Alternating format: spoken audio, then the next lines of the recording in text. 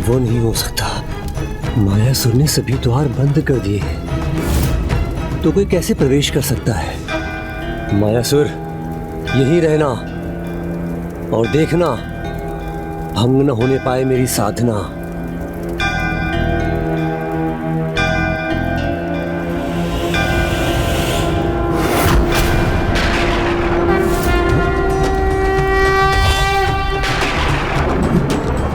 नहीं नहीं, कदाचित दिशा बदल दूंगा, फिर वो दिखाई नहीं देगा।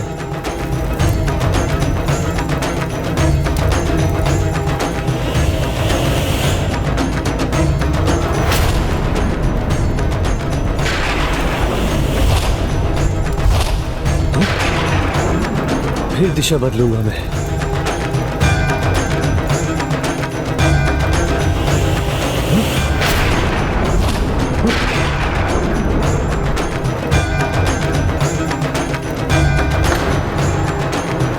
दिशा बदलने से भी कोई लाभ नहीं हो रहा है।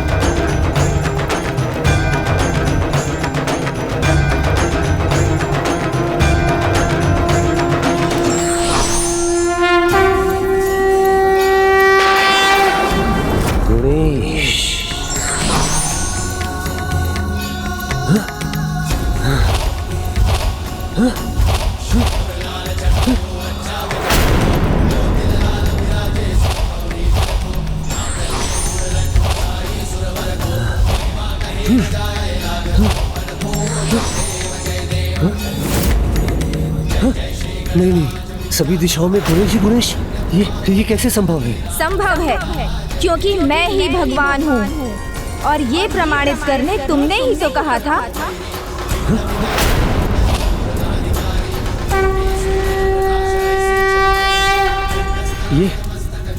ये कैसा भ्रम है? कैसी माया है? क्या हो रहा है मेरे साथ? क्या हुआ त्रिलोकनाथ? आपने अपनी साधना क्यों भंग कर दी?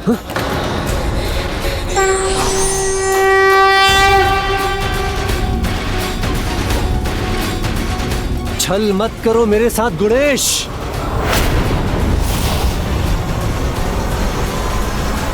गणेश नहीं, मैं मायासुर हूँ।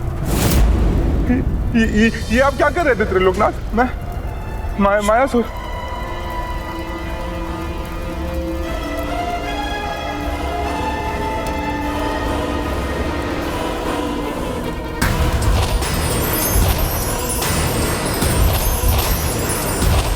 त्रिलोकनाथ, मेरी माया को भेद कर यहाँ कोई नहीं आ सकता। मुझे ज्ञात है वो भीतर है। खोलो, द्वार खोलो।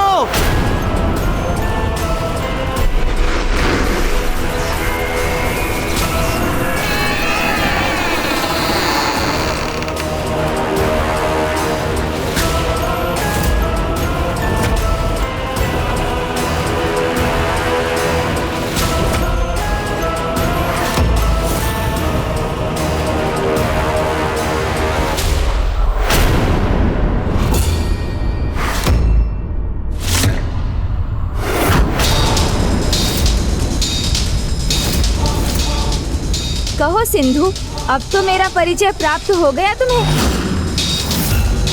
ओह, तो नारायण ने तुम्हें भीतर आने दिया, मेरे आदेश का उल्लंघन किया। उल्लंघन तो तुम कर रहे हो सिंधु, धर्म का, मर्यादा का, जिसे रोकने का समय अब आ गया है। मेरे दर्शन होने के पश्चात सत्य का ज्ञान हुआ तुम्हें, या तुम अब भी मानते हो कि तुम ही भगवान हो? हाँ हाँ, मैं ही एकमात्र भगवान हूँ, जिसके भीतर सूर्य का तेज हो, जो अपार वरदानी शक्तियों का स्वामी हो, जिसके पास वो हो जो उसे अमर बना सके, जिसके पास भक्त हो, जिसकी पूजा हो। वो भगवान नहीं तो और कौन है? नहीं सिंधु, ये भ्रम है तुम्हारा, क्योंकि तुम्हें अभी भी सत्य का ज्ञान नहीं। अपना स्वयं का क्या है तुम्हारे पास? तेज सूर्य देव ने दिया है तुम्हें, जीवन समुद्र देव ने, और तुम्हारी सुरक्षा भी वरदान के कारण है।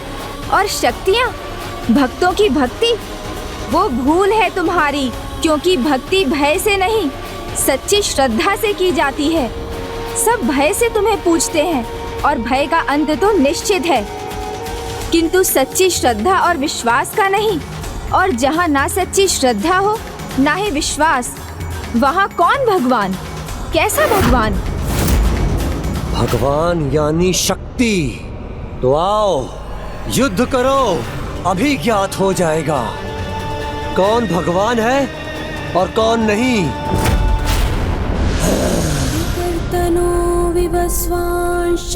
मेरे संपूर्ण तेज को भेद कर मेरे निकट पहुंचना तो दूर, तुम मुझे देख भी नहीं सकोगे। और ये मत भूलो, अमर हूँ मैं। ये एक और भूल है तुम्हारी सिंधु, क्योंकि इस संसार में जो आता है वो अपना जीवन चक्र पूर्ण कर जाता भी है, निश्चित तो तुम्हारा अंत भी है।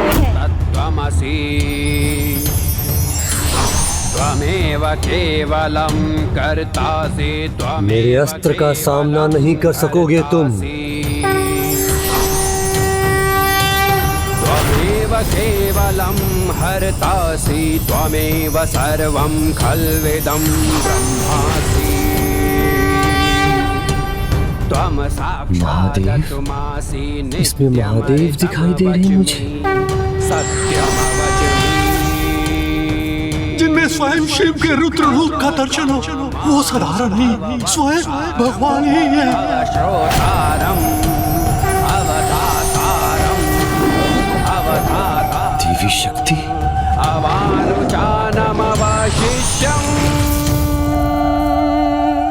सभी देवताओं के दर्शन हुए हमें उस बालक में।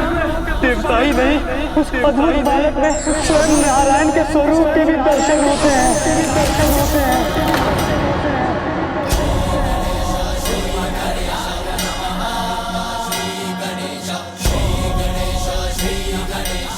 माया में कुशल हो, युद्ध में हो या नहीं, अभी ज्ञात हो जाएगा। दिखाओ अपना वास्तविक स्वरूप मुझे और युद्ध करो। मेरा वास्तविक स्वरूप देखना चाहते थे ना तुम? तो देखो, यदि साहस है तो।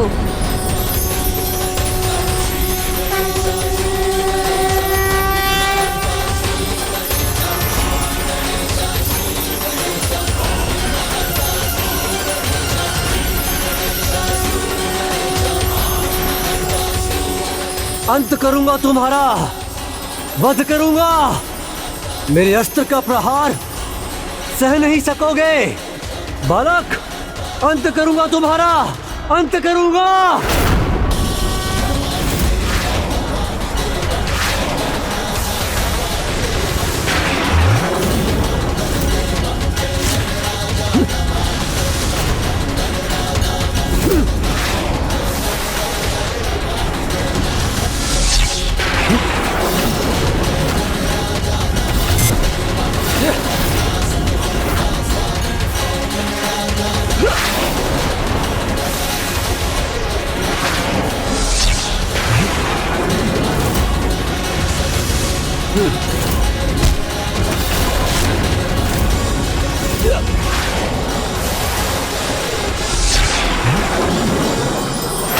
नमस्ते गणपतये त्वमेव प्रत्यक्षं तत्त्वमसि। त्वमेव केवलं कर्तासि।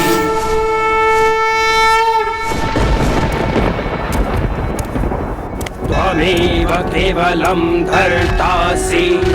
त्वमेव केवलं हर्तासि। त्वमेव सर्वं खल्विदं ब्रह्मासि। त्वं साक्षादत्मासि नित्यं। ऋतं वच्मि सत्यं वच्मि।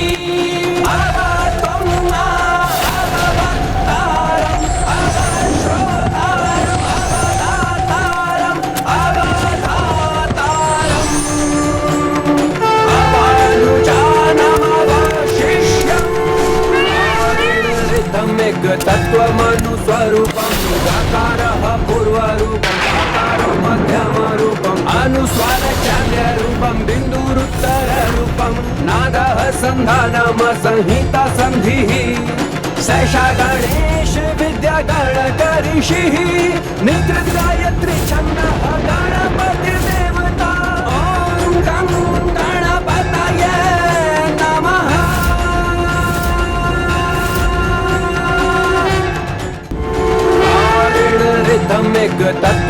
अनुस्वरूपं गकारः पूर्वरूपम् आकारं मध्यमरूपम् अनुस्वारशान्त्यरूपं बिन्दुरुत्तररूपं नादः सन्धानम संहिता सन्धिः सैषा गणेश विद्या गणगणिषिः निकृतायत्री छन्दः गणपतिर्देवता ॐ गं गणपतये नमः।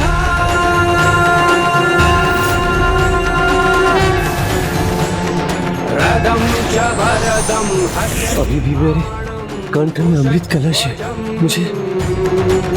मुझे कोई नहीं मार सकता। शूर्पकर्णकं रक्तगन्धानुलिप्ताङ्गं रक्तपुष्पैः सुपूजितम्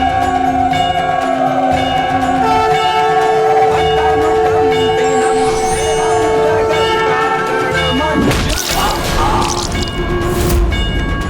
आविर्भूतं च सृष्ट्या पुरुषाकारम्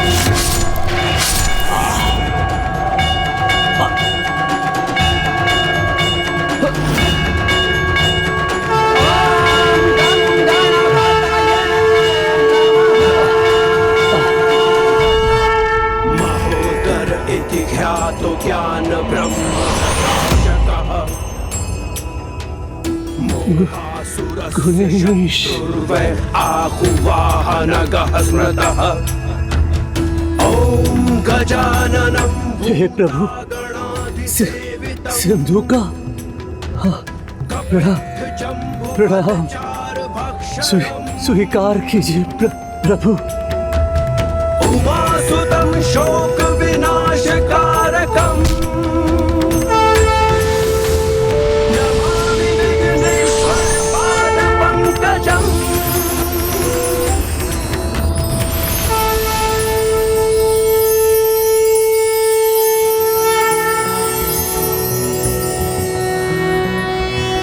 नमस्ते ब्रह्मरूपाय विष्णुरूपाय ते नमः। नमस्ते रुद्ररूपाय करिरूपाय ते नमः। विश्वरूप स्वरूपाय नमस्ते ब्रह्मचारिणे भक्तप्रियाय देवाय नमस्तुभ्यं विनायक। ॐ सिद्धिबुद्धिसहिताय महागणपतये नमः।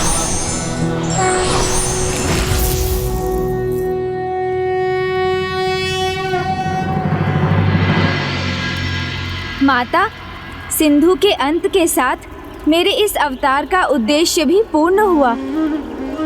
अर्थात अब मेरा पुत्र गोइंश दूर हो जाएगा मुझसे। अपार स्नेह, ममता, अनंत प्रेम सब कुछ प्राप्त हुआ मुझे। माता, आपने अपनी अपार ममता न्योछावर की। माता अहिल्या से अपार स्नेह मिला। ऋषि गौतम और ऋषि मुद्गल ने मुझ पर अटूट विश्वास किया। मेरे मित्रों ने प्रेम दिया। ये श्रद्धा, भक्ति, प्रेम, स्नेह, विश्वास और ममता की पराकाष्ठा है। भक्त से भगवान और माँ की ममता से बालक जीवन में सफल बनते हैं। शिक्षा और संस्कार देने के साथ संतान पर अटूट विश्वास भी आवश्यक है। तभी संतान के भीतर मनोबल बढ़ता है और वो प्रगति के मार्ग पर चलकर सफलता को प्राप्त करता है। उसी प्रकार एक भक्त की भक्ति भगवान को उनकी पहचान देती है, जिससे वो भी अपने कर्तव्य निभाने में सफल होते हैं। प्रभु मयूरेश्वर ने सर्वथा उचित कहा था। ऋषि गौतम और माता अहिल्या जैसे भक्तों का विश्वास देख भगवान स्वयं उनके द्वार रक्षक बनने के लिए भी आतुर हो जाते। सिंधु के अंत के स्थान पर स्थित ये मयूरेश्वर मंदिर उसी विश्वास का प्रतीक है।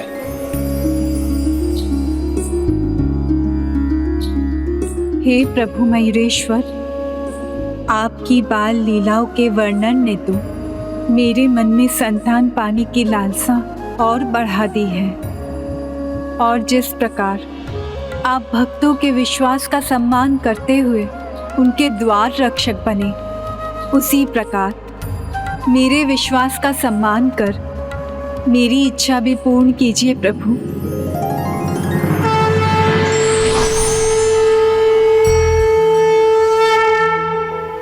आपकी इच्छा अवश्य पूर्ण होगी माता, किंतु पहले आप अपनी यात्रा तो संपन्न कीजिए। धैर्य का फल मीठा होता है। प्रभु नारायण, अब आप माता को अगले अष्टविनायक मंदिर ले जाइए, जहाँ की कथा आपसे ही संबंधित है।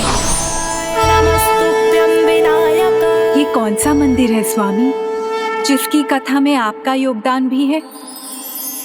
सिद्ध टेक अष्टविनायक मंदिर।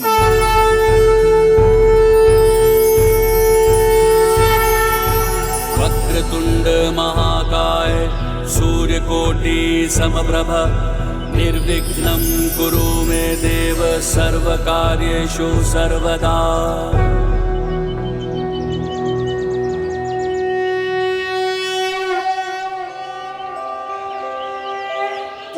कैसा दिव्य आकर्षण है इस मंदिर का कि पांव रुक ही नहीं रहे। मंदिर की ओर स्वयं बढ़ते ही जा रहे हैं।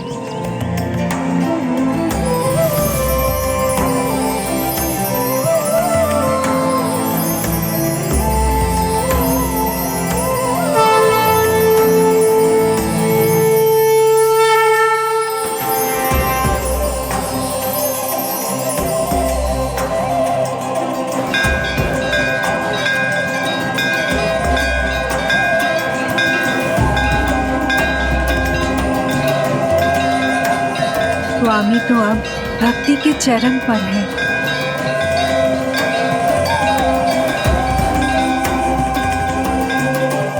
स्वामी,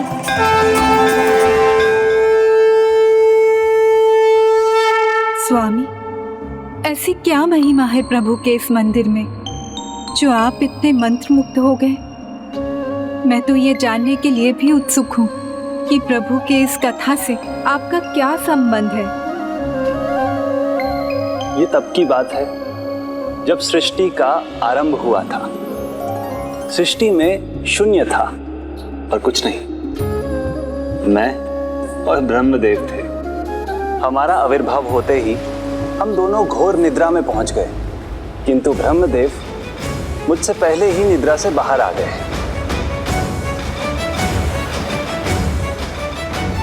यहाँ तो कुछ नहीं, बस मैं ही हूँ, निपट अकेला।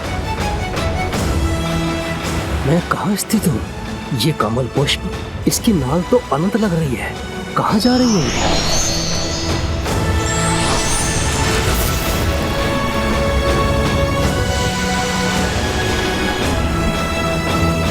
क्या स्थान है ये?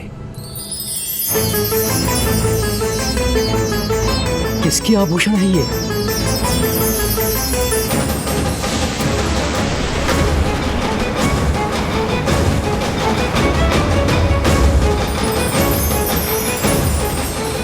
जिस कमल पर मैं स्थित था उसकी जगह तो इनकी नाभि में है, अर्थात ये तो मेरे जन्मदाता ही हैं। हे दिव्य आत्मा, हे जन्मदाता, अपनी निद्रा से बाहर आइए। उठिए प्रभु, उठिए प्रभु, उठिए प्रभु, उठिए प्रभु, उठिए प्रभु, जागिए प्रभु। मेरी निद्रा में मेरे वर्जित पदार्थ के रूप में अपने कान से अपने अहंकार और दंभ को त्याग दिया, जो रजोगुण तमोगुण से युक्त असुरी रूप लेने लगा। किंतु तब ब्रह्मदेव के मन में एक ही प्रश्न गूंज रहा था, मैं कौन हूं? मेरी पहचान क्या है? शेष कहाँ क्या हो रहा था? हमें कहाँ ज्ञान था? हे जन्मदाता, मेरे जीवन का उद्देश्य क्या है, ये बताने की कृपा कीजिए। हे महानुभाव, जिसे अपने ही जन्म का उद्देश्य नहीं पता हो, वो आपके प्रश्नों का उत्तर कैसे दे सकता है? मेरे कमल आसन की नाल आपकी नाभि से जुड़ी है। ये इस बात का सूचक है कि मेरा आविर्भाव आप ही से हुआ है, किंतु आपके निकट तो कोई भी नहीं है जो ये बता सके कि आपका जन्मदाता कौन है। हमारा आविर्भाव तो स्वयं परम ब्रह्म की देन है। वो समय आने पर हमें स्वयं संकेत देंगे, हमें बस उनकी आराधना करनी है। किंतु हम किसकी आराधना करें? इसका उत्तर भी उन्हीं से मिलेगा। आप बस अपना ध्यान लगाइए।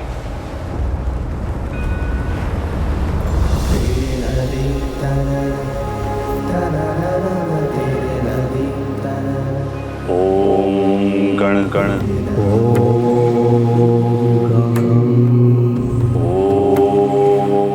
गण गण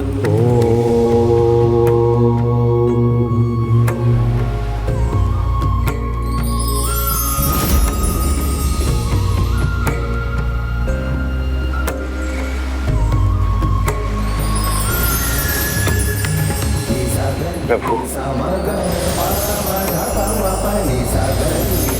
धन्यवाद प्रभु, मुझे दिशा दिखाने के लिए।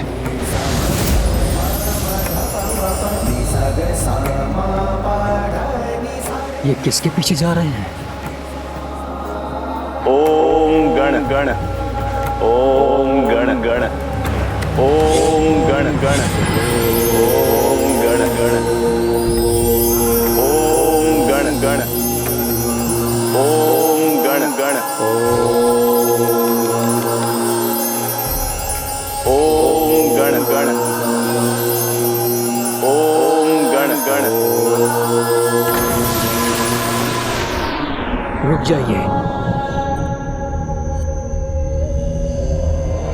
इतनी लंबी यात्रा में हमें एक भी प्राणी दिखाई नहीं दिया उस अलौकिक ध्वनि ओम और गंग के सिवाय। इसलिए वो अलौकिक ध्वनि ही हमारे जन्म का स्रोत भी है। ये अंधकार नहीं, ये अंधकार हमारे लिए कष्ट में हो सकता है। इसलिए आप इस गुफा में प्रवेश ना करें।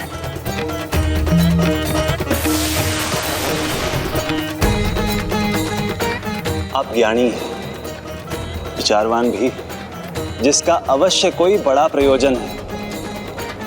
जो भी अज्ञात है, किंतु उसे जानने के लिए हमें सोच समझकर कुछ संकट भी उठाना होगा। उचित है।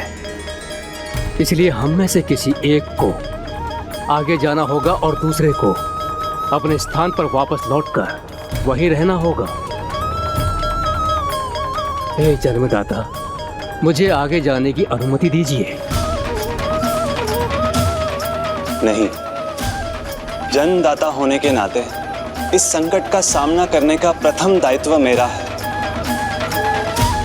मेरा मार्गदर्शन करने वाले दिव्य कण मुझे यहाँ लेकर आए हैं, तो अवश्य इस अंधकार के उस पार उजाला होगा।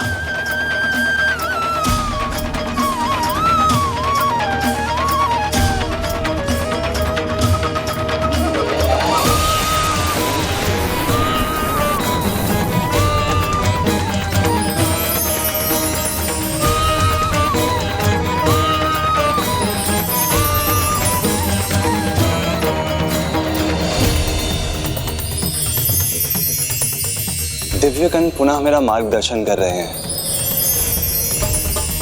अर्थात मैं उचित दिशा में बढ़ रहा हूं।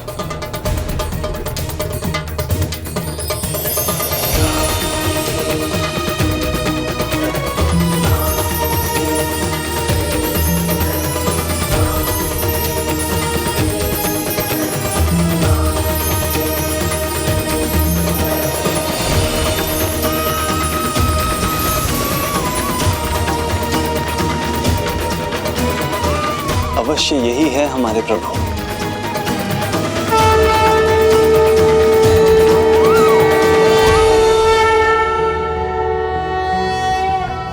ओम नमस्ते गणपते त्वमेव प्रत्यक्षं तत्त्वमसि।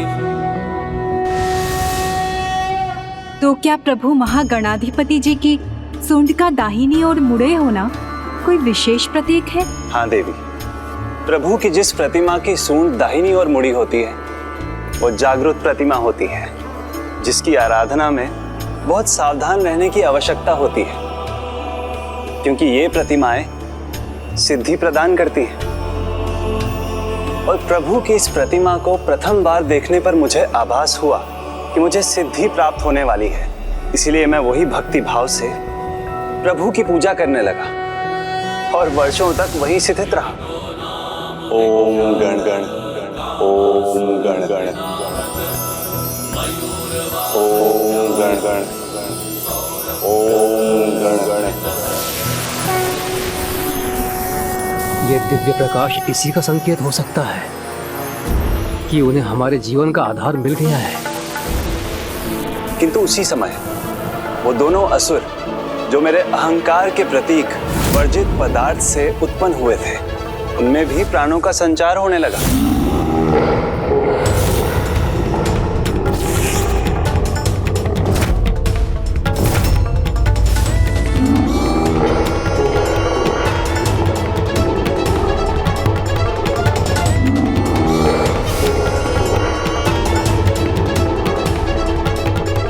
ये कैसा संकट है?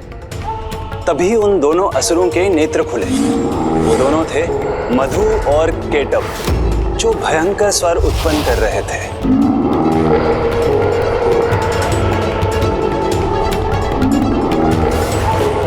भ्राता केटव, कुछ गंध आ रही है तुम्हारी नसों में? हाँ भ्राता मधु, भोजन की गंध आ रही है।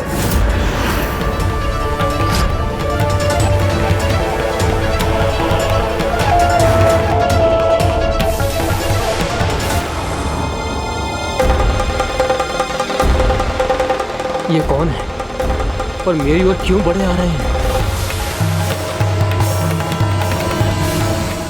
ओम गण गण ओम गण गण ओम गण गण। विष्णुरूपाय ते नमः। नमस्ते रुद्ररूपाय करिरूपाय ते नमः। विश्वरूप स्वरूपाय प्रणाम प्रभु। नमस्ते ब्रह्मचारिणे भक्त प्रियाय देवाय नमस्तुभ्यं विनायक। ओम सिद्धि बुद्धि सहिताय महागणपति। आपने अटूट भक्ति और एकाग्रता का परिचय दिया है, तो मैं आपको सिद्धि भी प्रदान करता हूँ। और मैंने आपकी कुंडलिनी के प्रथम चक्र मूलाधार चक्र को भी जागृत किया है, जहाँ मैं 4 डाल वाले कमल पुष्प पर रिद्धि और सिद्धि के साथ विराजमान होता हूँ। ये मूलाधार चक्र कुंडलिनी का मूल आधार है। इसके जागृत होने पर अन्य 5 और अंतिम महाचक्र भी जागृत होने लगते हैं। इसलिए किसी भी पूजा का आरंभ मुझसे ही होता है। दूसरा चक्र स्वादिष्ठान 8 डाल वाले कमल पर स्थित है, जिस पर वो विराजमान रहते हैं जो इस गुफा के बाहर आपकी प्रतीक्षा कर रहे हैं, अर्थात ब्रह्मदेव। वो अपनी शक्ति देवी सरस्वती के साथ वहां स्थित रहते हैं। तीसरा चक्र मणिपूरक चक्र होता है, जहां 10 डाल का कमल है। वहां आपकी शक्ति देवी लक्ष्मी का वास होता है। चौथा चक्र अनाहत चक्र है, जहां 12 डाल का कमल होता है। यहाँ शिव अपनी शक्ति देवी पार्वती के साथ विराजमान होते हैं। पांचवा चक्र विशुद्धि चक्र है, जहाँ 16 डाल के कमल पर माता आदि शक्ति वास करती है। माता आदि शक्ति की आराधना से कुंडलिनी के सभी चक्र जागृत होते हैं। छठा चक्र आज्ञा चक्र है, जहाँ 2 डाल के कमल पर जीव की आत्मा का वास होता है। इस आज्ञन चक्र से जागृत होकर आत्मा का मिलन आगे चलकर परमात्मा से होता है। और अंत में है 7वां चक्र, जो महाचक्र सहस्त्रार चक्र कहलाता है, जहाँ सहस्त्र डाल के कमल पर मेरा अर्थात महागणाधिपति का वास है। अर्थात प्रभु, आप ही आदि हैं और आप ही अंत भी। मेरे अस्तित्व के आधार भी आप हैं और कारण भी। हाँ, मैं ही आदि हूँ, मैं ही अंत, मैं ही परम ब्रह्म परमेश्वर हूँ। सब मुझसे ही उत्पन्न होते हैं। किसी भी पूजा का आरंभ मुझसे ही होता है। मेरी ही कृपा से किसी को भी सिद्धि प्राप्त होती है, अर्थात उसमें स्वयं को जानने और पहचानने का सामर्थ्य आता है और उसके कर्म सार्थक होते हैं। प्रभु, मुझ पर कृपा कीजिए। मैं भी अपने उद्देश्य को जानना चाहता हूँ, अपना अस्तित्व पहचानना चाहता हूँ। आपका आविर्भाव एक विशेष प्रयोजन के लिए हुआ है। जगत आपको भगवान विष्णु के नाम से जानेगा।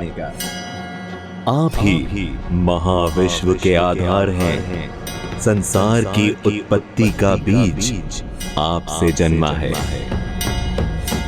विष्णु नाम के सिवाय आपके अन्य सहस्त्र नाम होंगे। आप अलग अलग युगों में भिन्न भिन्न अवतार लेंगे। धन्यवाद है सिद्धिदाता, मुझे मेरा परिचय देने के लिए।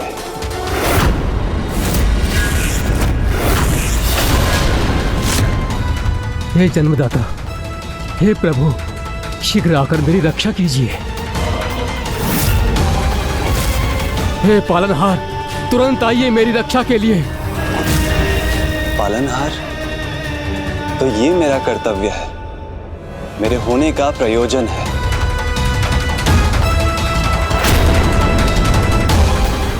ये दोनों कौन हैं जो ब्रह्मदेव की ओर बढ़ रहे हैं?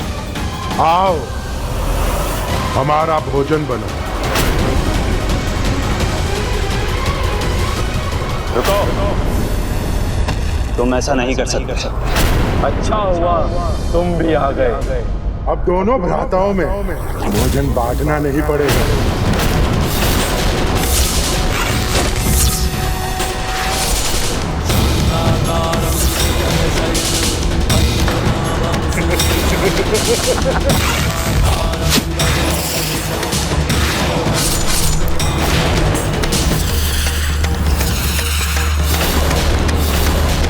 और फिर मैं बार बार भिन्न अस्त्रों से उन पर प्रहार करता रहा। वो आहत हुए, किंतु फिर कुशल भी हो गए और धीरे धीरे उन पर वार करना कठिन होता गया।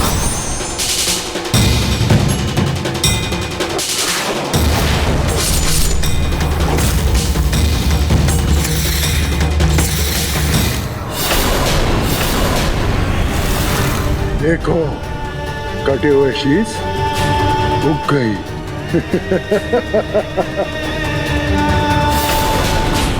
इनका रहस्य क्या है? क्या कारण है कि मैं इनका अंत नहीं कर पा रहा?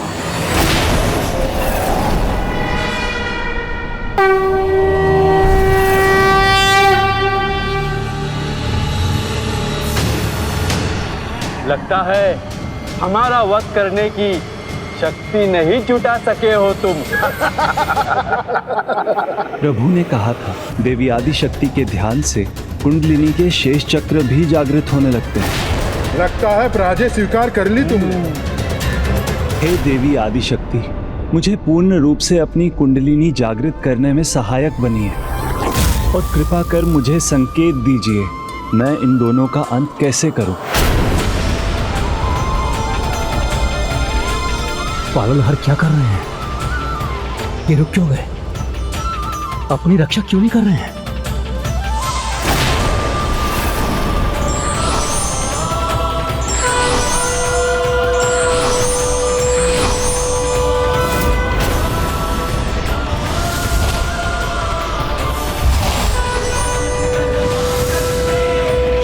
हे देवी, जग का पालन करने में, इन दुष्टों का संहार करने में मेरी सहायता कीजिए।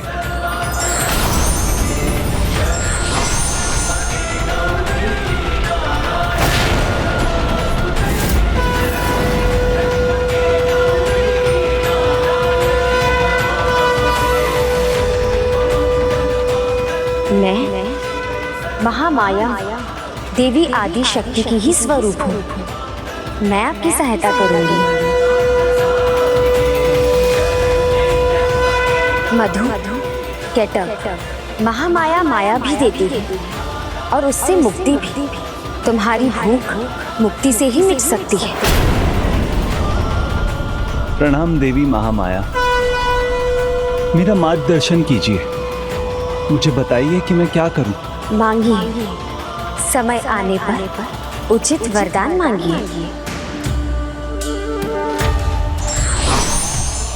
और मुक्ति दान से मिलती है।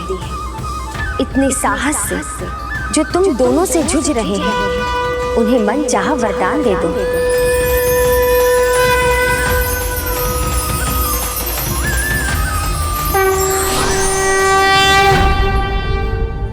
तुमने इतने प्रयास किए और हर बार असफल रहे, फिर भी पराजय स्वीकार नहीं की।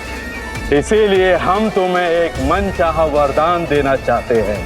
संकोच मत करो, जो मांगना चाहते हो मांगो। तो वरदान दो मुझे, तुम्हारी मृत्यु मेरे हाथों ही होगी। तथास्तु।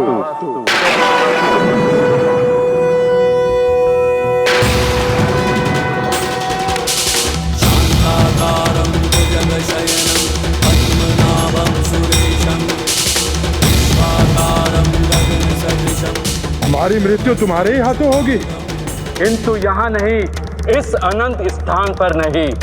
तुम हमारा वध वहीं कर सकोगे जहाँ जल नहीं होगा।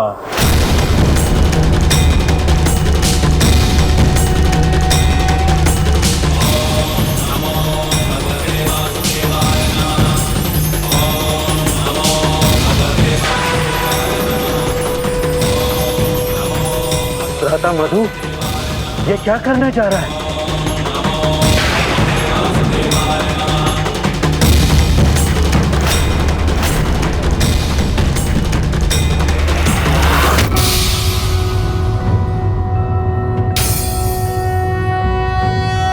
नारायणं कदाध्यक्षं गोविंदं कीर्तिभाजनम्। अब ना तुम अनंत स्थान में हो, ना अनंत सागर में। अब तुम मेरे तन पर स्थित हो, जहाँ जल नहीं है। नारायणाय सुरमंडनाय नारायणाय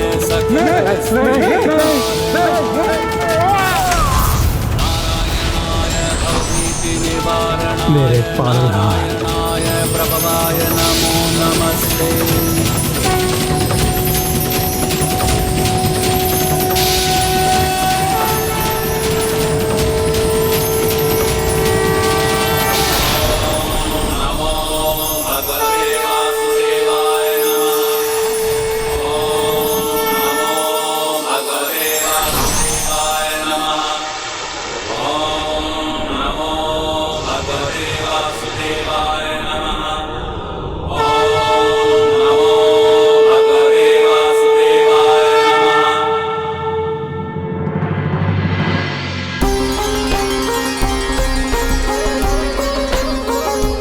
आप ही महाविश्व के आधार हैं, संसार की उत्पत्ति का बीज आपसे जन्मा है। सुंदरता की प्रतीक आपकी इस रचना को पृथ्वी कहा जाएगा। सृष्टि इसी पर आधारित होगी, यही जीवों की उत्पत्ति होगी। आप ही उसे रचेंगे और सृष्टि के रचयिता ब्रह्मदेव कहलाएंगे। मेरे होने का उद्देश्य देकर आपने मुझे कृतार्थ कर दिया पालनहार। और इस प्रकार मैं जगत का पालनहार बना और ब्रह्मदेव उसके रचयिता, और उन्होंने सृष्टि को रचा। और फिर पृथ्वी पर, यहाँ सिद्धि टेक पर आपको सिद्धि प्रदान करने वाली प्रतिमा को आपने यहाँ स्थापित किया।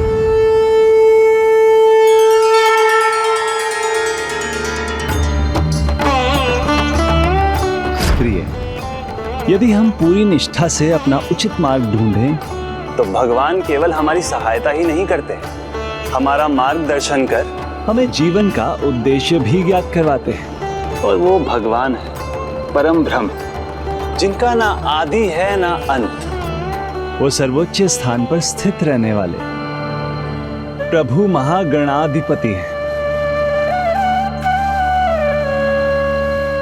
स्वामी, सृष्टि के आरंभ से भी पहले प्रभु ने ही आपको सिद्धियां देकर आपको आपके उद्देश्य से परिचित कराया। तो अब भी जिस यात्रा में उन्होंने हमें भेजा है, उसे पूर्ण करने में भी वही हमारी सहायता करेंगे।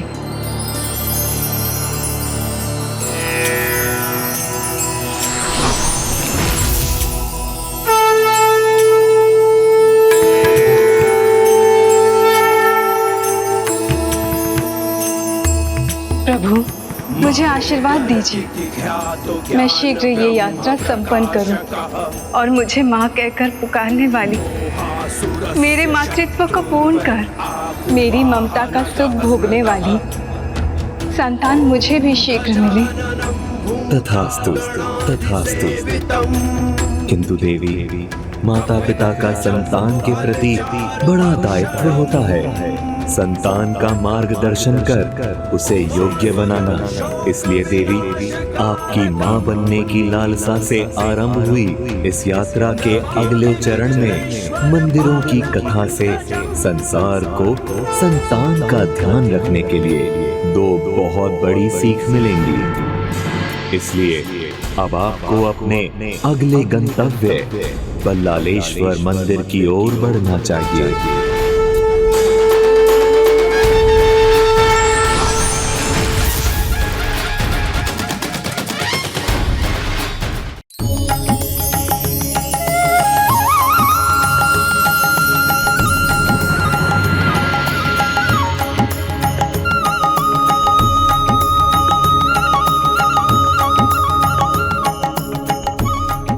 चिंता कितनी भी बड़ी हो, इस दिव्य और भव्य मंदिर में आने के बाद वो छोटी होकर जीवन से दूर हो जाएगी। यहाँ की ऊर्जा ही ऐसी है।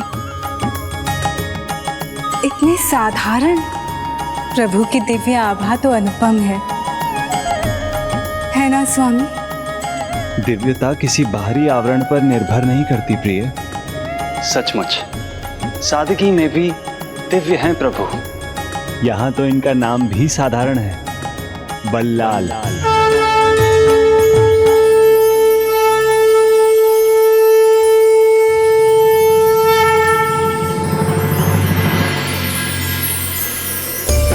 बल्लाल और उनके ईश्वर की कथा का संबंध तो एक सफल व्यापारी से था। कल्याण।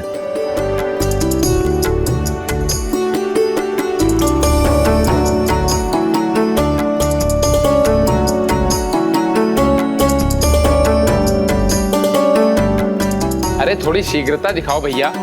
थोड़ी प्रतीक्षा तो करनी होगी भोलादास जी, थोड़ा धीरज रखिए, आपको आपका सामान अवश्य मिलेगा।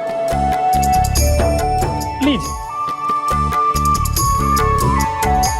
ये लो, दाल चावल और गुड़ दे दो कल्याण भैया।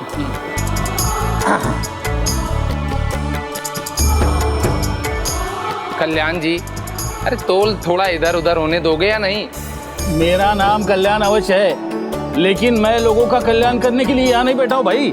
मुझे अपना व्यापार बढ़ाना है, ना कि डुबाना है। ये लो।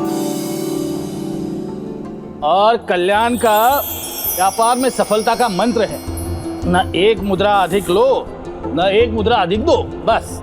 इतना धन जोड़कर करोगे क्या कल्याण जी? और फिर आखिर है कौन तुम्हारे बाद जो इस धन का लाभ भोगेगा? और फिर संतान होती तो इस परिश्रम का अर्थ होता ना। और फिर धन तो चंचल है, आज इसका तो कल उसका। और फिर जीवन का वास्तविक धन तो संतान ही है। लेकिन संतान को पालने के लिए भी तो धन चाहिए ना भोलादास। तो पहले धन कमाया, अब ईश्वर की कृपा से संतान भी प्राप्त होगी। सत्य कह रहे हो कल्याण जी। आशा का त्याग कभी नहीं करना चाहिए, फिर चाहे बाल ही क्यों ना पकने लगे। अरे इंदुमती, तुम यहाँ? इंदुमती भाभी यहाँ? यदि मुझे ज्ञात होता कि भाभी यहाँ है तो मैं ऐसे कड़वे बोल कभी ना बोलता। आप अपने काम में जितनी निष्ठा और अनुशासन का परिचय देते हैं, उतनी भोजन में कहाँ करते हैं। इसीलिए मैं स्वयं ही भोजन ले आई। फिर तो अब भोजन के बाद ही व्यापार होगा। अब कुछ समय बाद आई।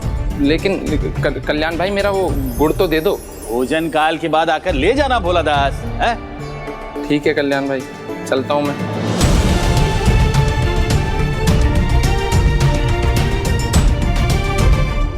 और भोला और अन्य किसी की बात का बुरा मत मानना।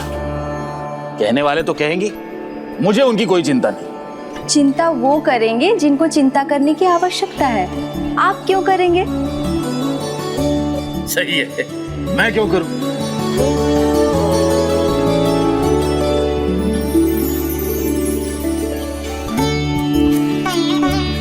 चिंता करने की कोई आवश्यकता नहीं।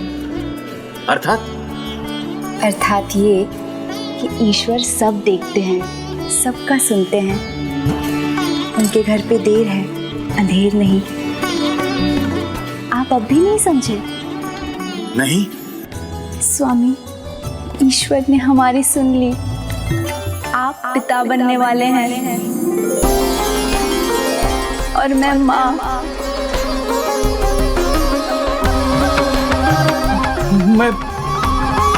मैं पिता बनूंगा? सच कह रही हो ना हिंदुमती? सच। मैं पिता बनने वाला हूँ। हाँ, मैं पिता बनूंगा। अरे भैया, अरे ओ भोलादास, अरे कहाँ जा रहे हो? मुंह मीठा नहीं करोगे क्या? घुट नहीं लोगे?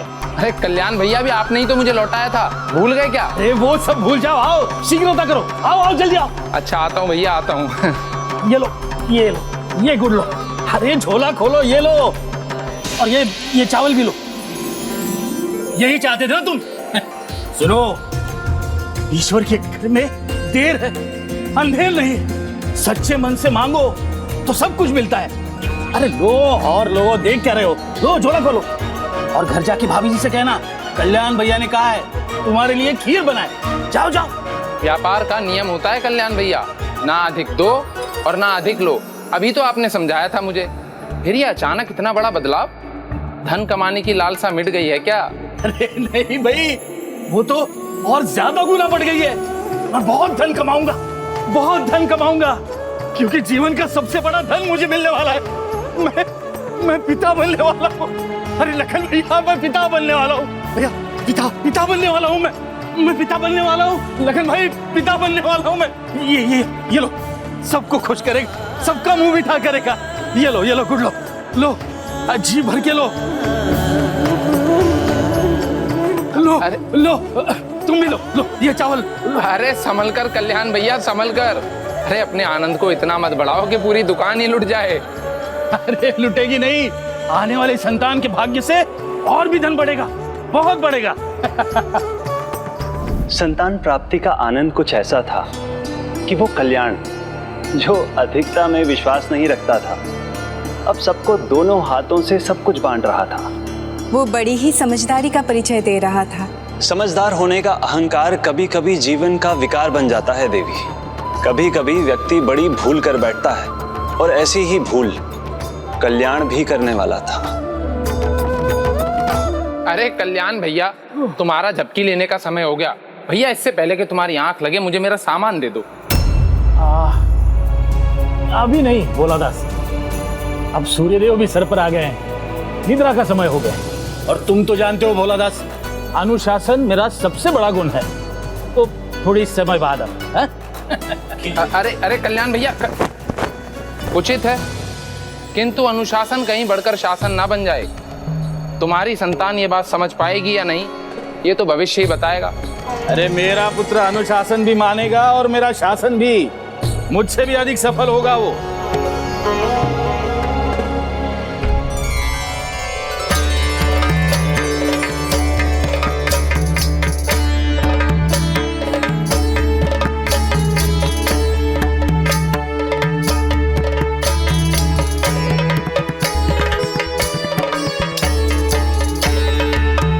वाह कल्याण भैया वाह, कितना गुणी है तुम्हारा पुत्र।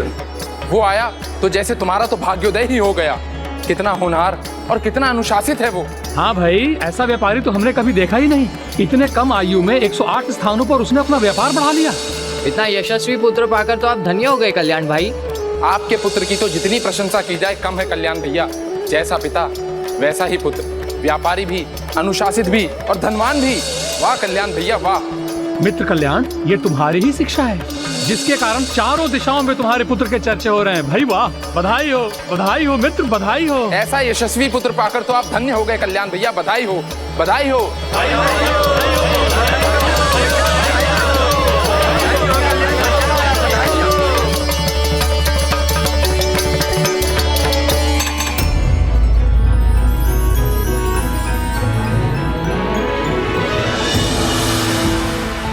कितना सुंदर स्वप्न था, इसे सत्य भी बनाऊंगा। अरे कल्याण भैया, तुम्हारी झपकी पूरी हो गई हो तो मेरा सामान दे दो भैया। अरे हाँ हाँ,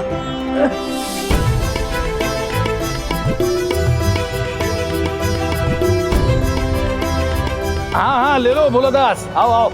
आता हूँ भैया, आता हूँ।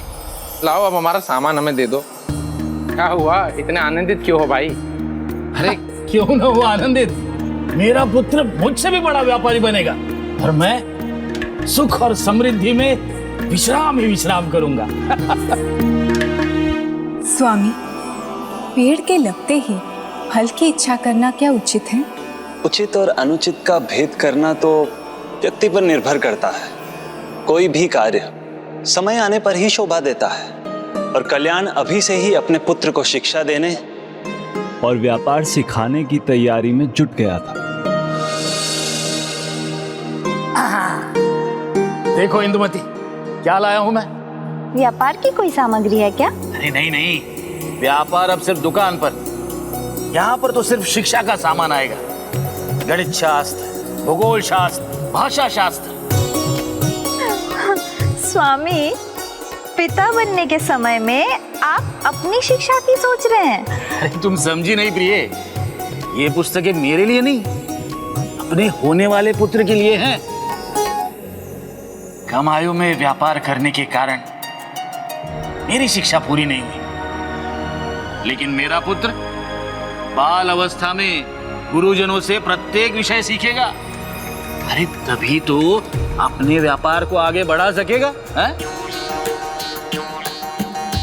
जन्म से पहले ही पुस्तकों का ऐसा पहाड़ लगाएंगे तो वो तो अभी से भयभीत हो जाएगा। नहीं नहीं, भयभीत कैसे होगा? मेरा कल्याण का पुत्र है, वो तो बड़ी प्रसन्नता से सब सीखेगा। वो सब ज्ञान सीखेगा जो एक व्यापारी को चाहिए। देखा पुत्र, अपने पिताजी को कितने उत्साहित है।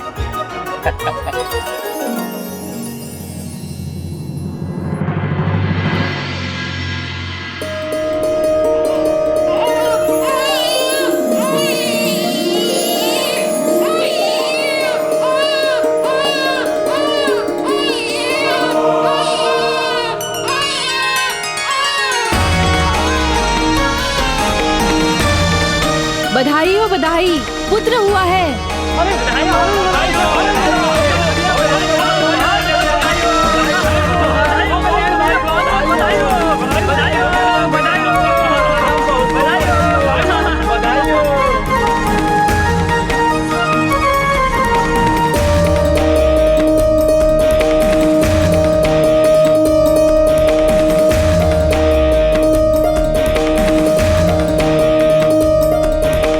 कल्याण भैया, आज तो ऐसे दान कर रहे हो जैसे कोई साधारण व्यापारी नहीं, कोई बहुत बड़े राजा हो। भोलादास, ऐसे ही आभास हो रहा है, पुत्र हुआ है, वो इतना यशस्वी होगा, मुझे राजा जैसा सम्मान दिलाएगा। पुण्यवान, गुणवान ही नहीं, प्रतिभाशाली होगा मेरा पुत्र। देखना तुम, और इतना बड़ा व्यापारी बनेगा कि सभी राज्यों के प्रत्येक कोने में उसका व्यापार भी होगा और नाम भी। नाम तो होगा, किंतु उससे पहले उसको देख तो लो, उसका नाम भी तो रखना होगा आपको। देखो, जिसके जन्म से इतना आनंदित हूँ, उसको देखा तक नहीं मैंने। अरे आप शांत मत हो जाइए, आनंद मनाइए, ढोल बजाइए। बधाई हो।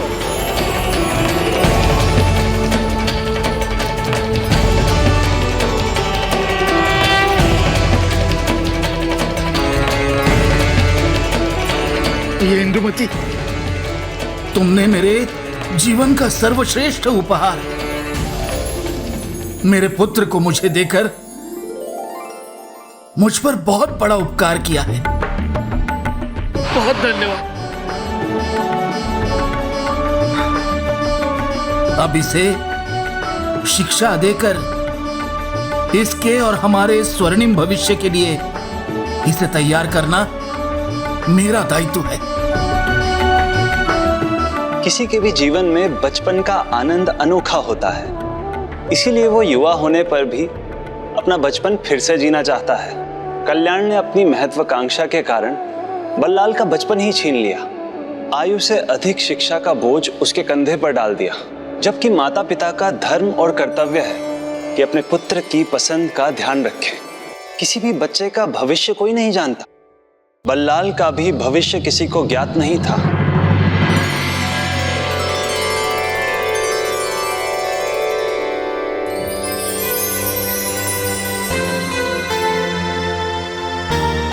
पुत्र बल्लाल, उठो, उठने का समय हो गया है। प्रणाम पिताजी। आज से तुम इसी समय पर गुरुकुल जाओगे। आज से तुम्हारी शिक्षा आरंभ होगी। जो आज्ञा पिताजी। चलो स्नान कर लो।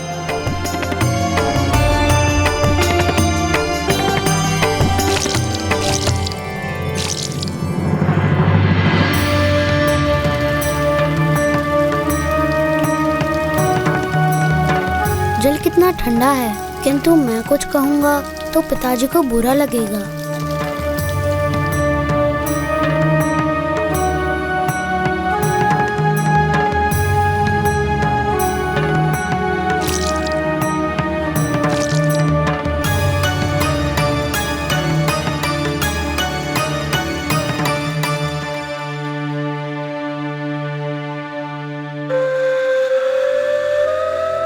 ये लो पुत्र, ये तुम्हारा भोजन है। अपने पिता के समान भोजन करना मत भूलना। आओ पुत्र, मैं तुम्हें गुरुकुल पहुंचा दूं। नहीं पिताजी, मैं स्वयं चला जाऊंगा। आपके व्यापार का समय भी व्यर्थ नहीं होगा।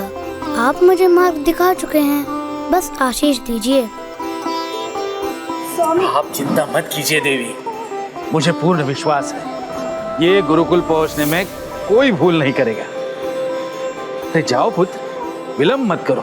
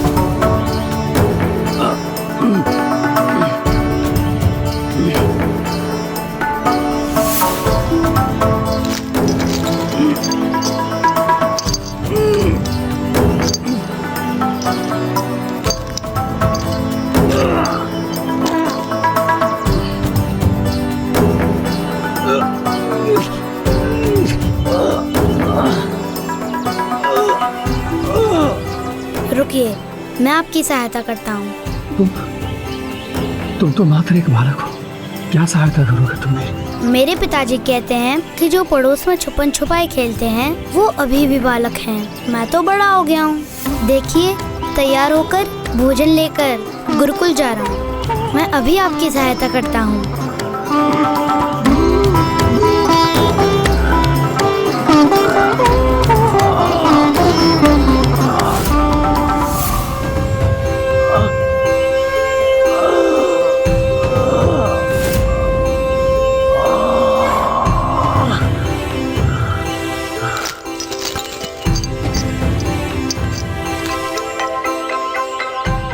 धन्यवाद पुत्र, मेरी सहायता करने के लिए।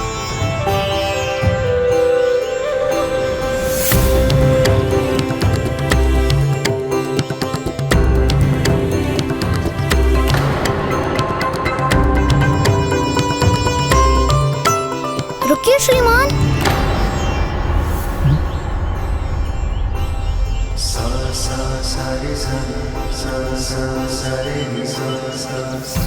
पुत्र, बस इस कीट के लिए रोक दिया तुमने मुझे।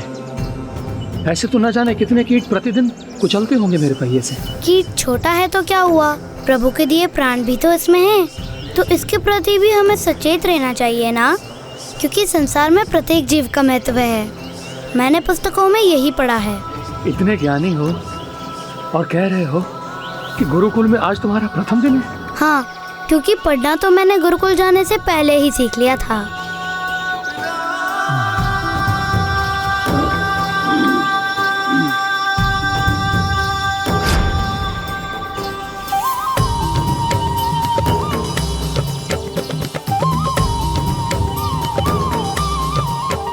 जाओ, तुम इस वृक्ष के नीचे सुरक्षित रहोगे।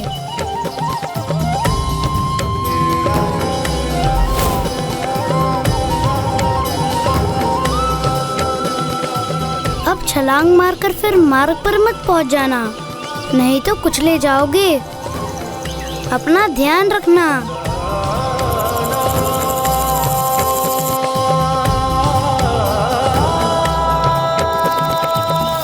अब क्या हुआ? क्यों रोक रहे हो मुझे? ओह, तुम्हें भूख लगी होगी।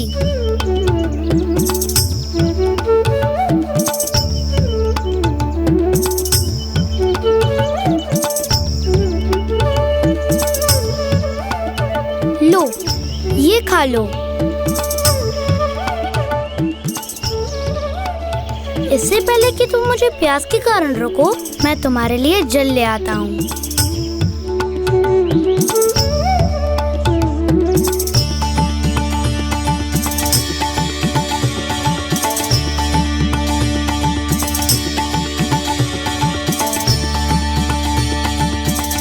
अब अपना ध्यान तुम्हें स्वयं रखना होगा।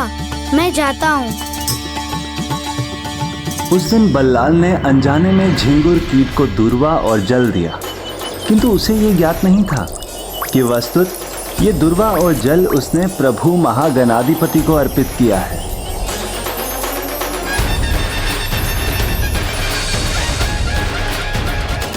उसके इस सुकर्म के कारण उसके जीवन में एक महत्वपूर्ण घटना घटने वाली थी।